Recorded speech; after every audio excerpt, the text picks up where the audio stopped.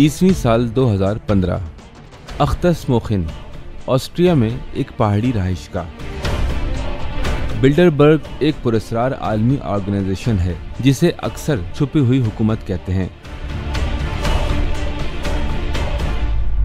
کیا یہ ممکن ہے کہ ایک چھوٹا سا ٹولہ پوری دنیا پر راج کرے؟ ان کے عالمی ایجنڈے اور مقاصد کیا ہیں؟ نیو ورلڈ آرڈر کیا ہے؟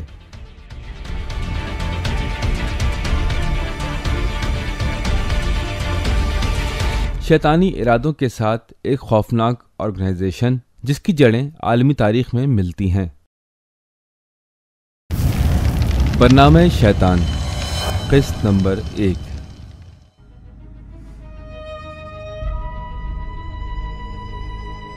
بہت عرصہ پہلے ابلیس اپنے غرور و تکبر کی وجہ سے بارگاہ الہی سے نکالا گیا۔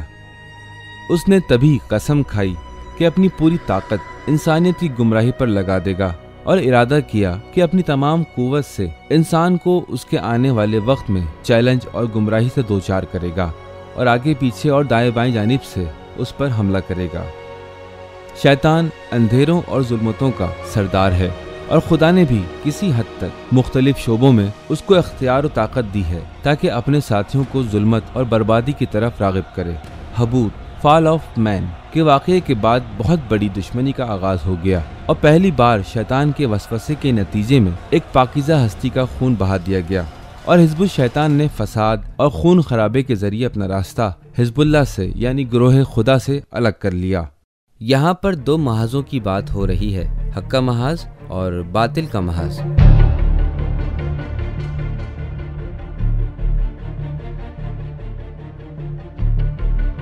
اب جو شیطان نے یوم الوقت المعلوم تک خدا سے مہلت طلب کی ہے، اس میں ان لوگوں پر اپنا وسوسہ طاری کر سکتا ہے جنہوں نے اس کی ولایت اور سرداری کو قبول کیا ہے۔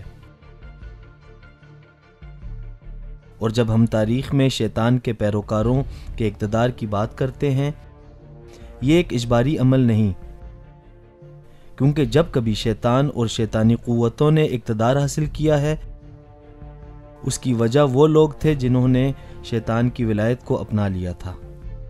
شیطان کے پہلے سے ہی لمبے عرصے کے لیے خبیثانہ خیالات اور ارادے تھے جس کو وہ جامع عمل پہنانے کی پوری کوشش میں تھا اور ان کو پورا کرنے کے لیے پلاننگ کرتا رہا اور آنے والے وقت کی طرف گامزن تھا۔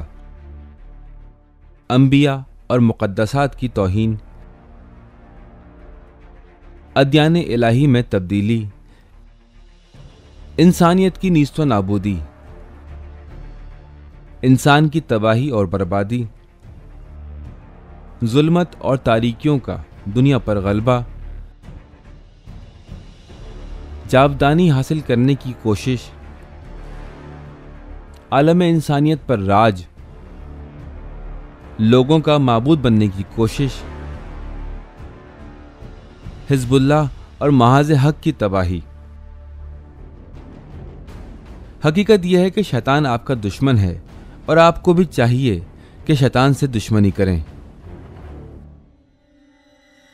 خدا جب ملائکہ کو حکم دیتا ہے کہ حضرت آدم علیہ السلام کو سجدہ کریں، ابلیس نے جو کہ فرشتوں کے درمیان واقع تھا اس کی نافرمانی کی۔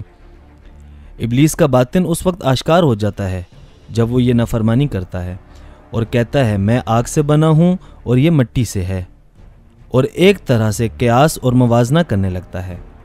فرشتوں کو جب واضح طور پر بتا دیا گیا کہ انہیں حضرت آدم علیہ السلام کو سجدہ کرنا ہے تو انہوں نے فرما برداری کی،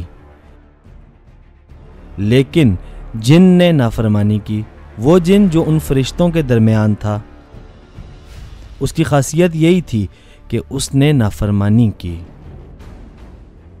اور بہت ہی بدتمیز اور بدمعاش مزاج کا حامل ہے، تو اس لیے یہ واضح ہو جاتا ہے کہ اسے کوئی نفسیاتی بیماری تھی۔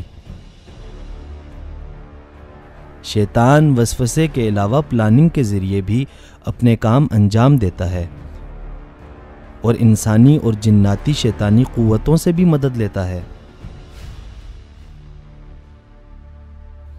اور ایسا نہیں کہ صرف وسوسہ کرتا رہے، بلکہ انسان کے دنیاوی امور کے لیے بھی سازش کرتا ہے۔ اہم عناوین: ابتدائی نسلوں میں فکری اور عقیدتی انحرافات پیدا کرنا، آدم اور نوح علیہ السلام کی قومیں۔ انسانوں میں ظلم و بربریت اس حد تک پہنچ گئی کہ قرآن میں خدا نے حضرت نوح کی قوم کو سب سے زیادہ فساد کرنے والی قوم قرار دیا، اور ظاہری طور پر بے شک انسانیت کا یہ زوال محاذ باطل کی محاذ حق پر ایک بہت بڑی کامیابی تھی۔ میٹریلزم کا جھوٹا مکتب۔ حضرت نوح کے واقعے کے کافی عرصے بعد حضرت ابراہیم محاذ حق کی علمداری کرتے ہوئے کعبے کی بنیاد رکھنے اور مناسک حج سمیت آئین ابراہیمی کو پروان چڑھانے کی کوشش میں لگ گئے۔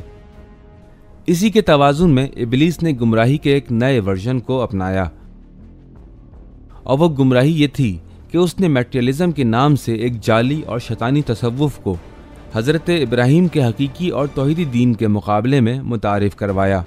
کابالہ نامی تصوف اور جادوگری کی تعلیمات۔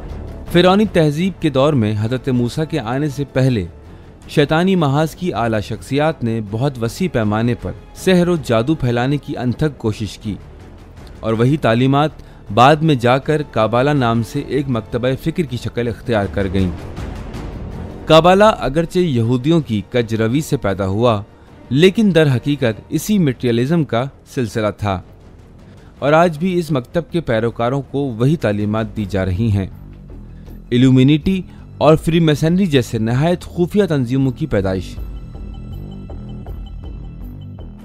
کابالہ جادو سے متعلق لوگ جو کہ در حقیقت شیطان پرست یہودیوں کی ایک جماعت تھے، انہوں نے اپنے جعلی عرفان اور تصوف کو کابالہ کی شکل میں وسعت دی، اور ایلومیناٹی اور فری میسنری کے خفیہ پروگراموں میں اپنے دینی امور انجام دینے لگے۔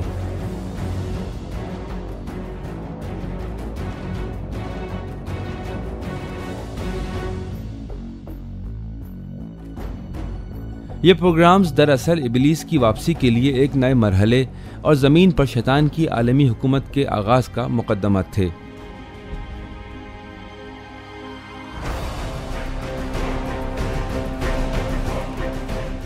صہیونی تنظیم کی تشکیل۔